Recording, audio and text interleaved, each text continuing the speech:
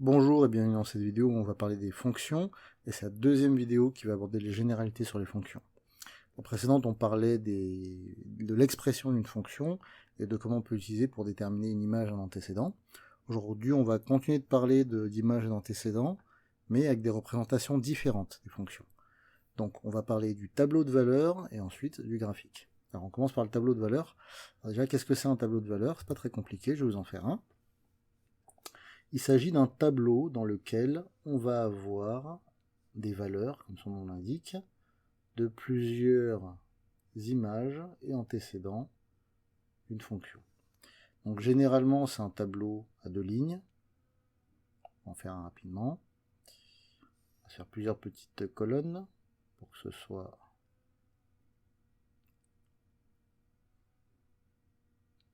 intéressant de l'étudier. C'est pas forcément très droit, mais c'est pas l'esthétique qui est importante lorsqu'on fait des maths.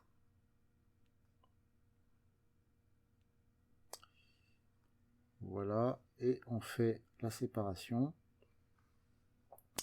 Alors généralement vous allez avoir la première ligne qui va avoir le nom de, l'intitulé de la ligne qui va être x généralement, et la deuxième ligne ça va être f de x. Alors il faut comprendre de quoi il s'agit.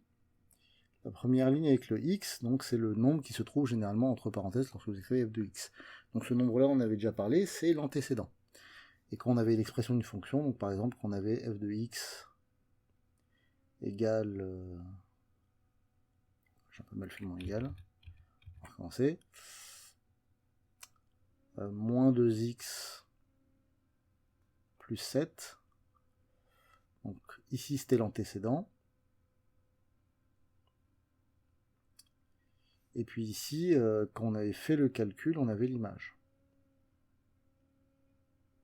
Donc par exemple, lorsqu'on calculait f de 5, comme là ça fait moins 2 fois 5, donc moins 10 plus 7 ça fait moins 3.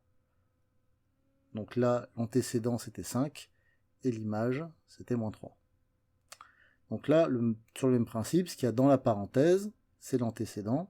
Donc sur cette ligne-là, on a les antécédents. Et sur cette ligne-là, on a les images.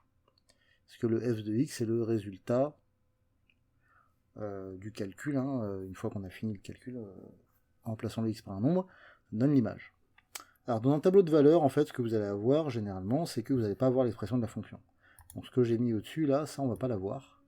Pas nous donner l'expression de la fonction. On va juste vous donner des valeurs. Donc, j'en ai quelques-unes et puis on va travailler dessus. Donc par exemple, on peut vous donner ici 2, 5, moins 7, 2,1, 5 quarts, tout un tas de choses comme ça. 3 encore, moins 1, 18, 6 et moins 9.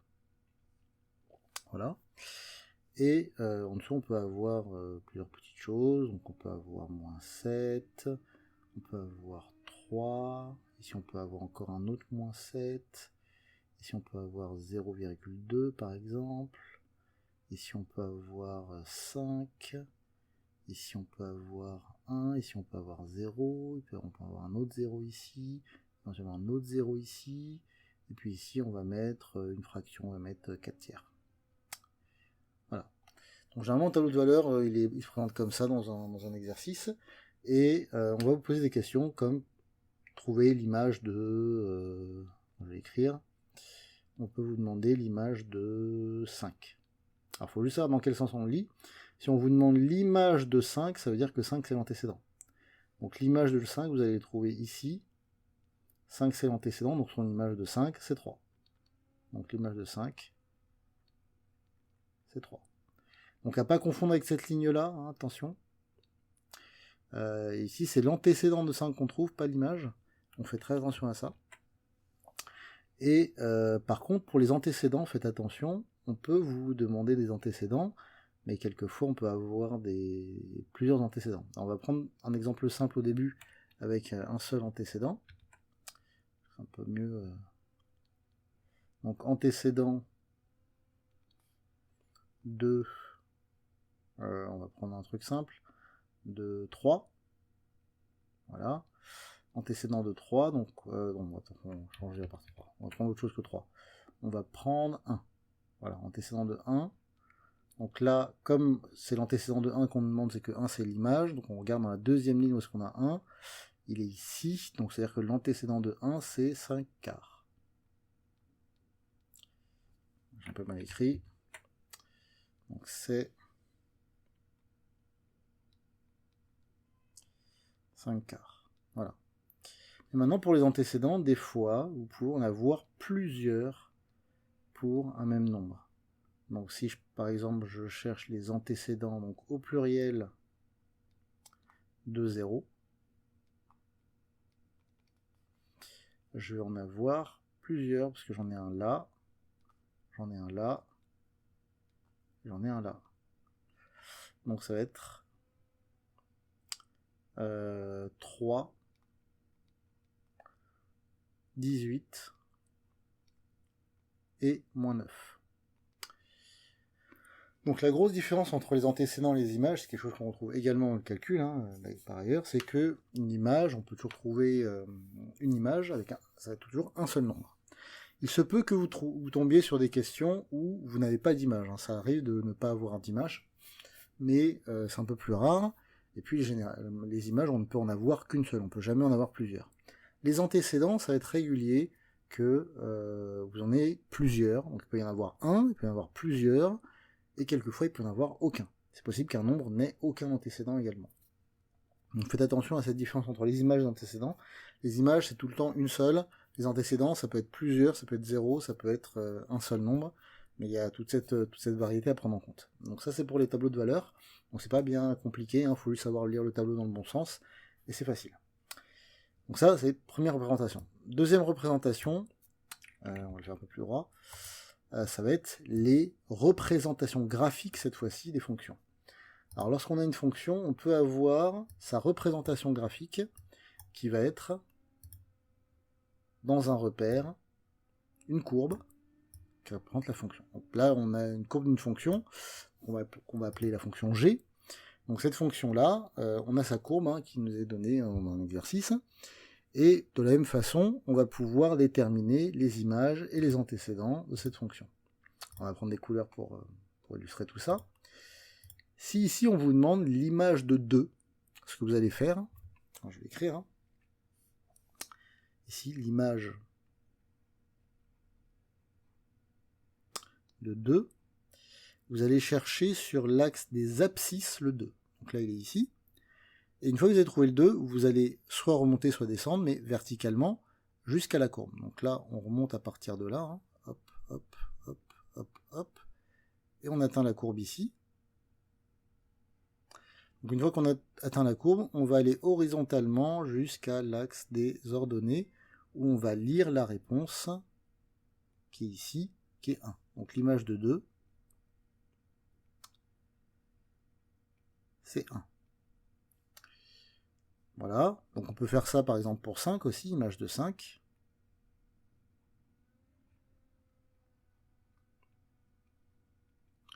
Donc on part de 5 sur les abscisses. Cette fois-ci on descend jusqu'à la courbe, on ne remonte pas parce qu'il n'y a rien en haut. Hop, c'est ici, on regarde sur l'axe des... ici là, horizontalement. Si vous regardez bien, ça vous fait environ moins 1,4. C'est moins 1,4. Donc là pareil, on est allé horizontalement. Je mets des petits pointillés pour que vous voyez bien ce qu'on a trouvé. Donc ça va être pour les images. On part de l'axe des abscisses, on trouve le nombre, on va jusqu'à la courbe, verticalement, et on retourne sur l'axe des ordonnées horizontalement pour trouver la réponse. Il n'y a toujours qu'une seule réponse. Maintenant, si on change de couleur, on va prendre du jaune, on va chercher des antécédents. Donc les antécédents, peut y en avoir plusieurs, peut y en avoir 0, etc. Donc si par exemple je vous demande antécédent de 3, on va commencer simplement. l'antécédent de 3. Donc là, pour l'antécédent, on va faire dans l'autre sens. Donc on va partir de l'axe des ordonnées. Donc on part d'ici, et on regarde sur toute la ligne à quel endroit on va croiser la courbe. Là, on peut avoir plusieurs solutions. On peut croiser plusieurs fois la courbe, une seule fois ou 0 fois. Là, on va la croiser ici, la courbe. Donc après, on descend, on lit combien ça correspond. C'est un peu plus que 8. C'est vraiment 8,2, un peu moins. Hein. On va mettre 8,2, c'est à peu près ça. Donc c'est 8,2. Et on va en prendre un autre, hein, pour que vous voyez bien. Si je dis antécédent de... On va prendre 0,5. Antécédent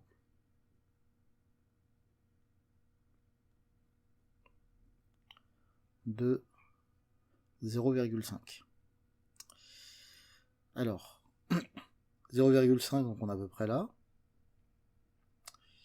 On va ici. On va regarder sur toute la ligne, mais là, si vous regardez bien, on croise la courbe à gauche, une fois déjà, ici. Puis là, à droite, on va la croiser ici. Et puis on continue encore à droite, on la croise ici. C'est-à-dire qu'en fait, on a 3 antécédents pour ce nombre-là. Donc, on a ici un premier antécédent qu'on va lire. Ici un deuxième. Ici un troisième. Donc, on a 3 antécédents. Donc les antécédents de 0,5, donc là on va voir moins 1,8.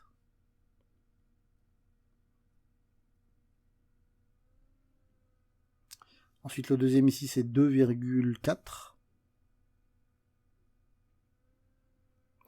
Et le troisième, il est ici, on est à 7,2. Donc là on a 3 antécédents. On peut éventuellement en avoir aucun, alors pas dans la courbe que je vous ai donnée, mais imaginons que la courbe à la fin, si au lieu de continuer de monter, elle redescendait, imaginons qu'elle redescende comme ça, et du coup si on demandait un antécédent de 4, on n'aurait plus de courbe, et du coup on n'aurait pas d'antécédent. Donc faut prendre ça en compte que pour les antécédents, aussi bien dans le calcul, que dans le tableau de valeur, que dans les graphiques, on peut avoir aucun antécédent, on peut en avoir plusieurs, ou on peut en avoir un seul. Pour les images, par contre, ce sera toujours un seul. Après, quelquefois, il peut ne pas avoir d'image, ça c'est possible, même si c'est plus rare, mais ce sera jamais plus d'un. Soit il y a une image, soit il n'y en a pas, mais il n'y en a pas plein. Alors que pour les antécédents, il peut y en avoir plusieurs. Voilà. Et ça conclut notre vidéo, hein, sur les généralités sur les fonctions. Donc déterminer une image à antécédent, il faut savoir le faire aussi bien avec l'expression de la fonction, avec un tableau de valeur, ou avec un graphique, une représentation graphique de la fonction. Donc essayez les 3, vous devez être capable de le faire dans les 3, et une fois que c'est bien entraîné, vous êtes bien entraîné dessus, vous êtes à peu près bon.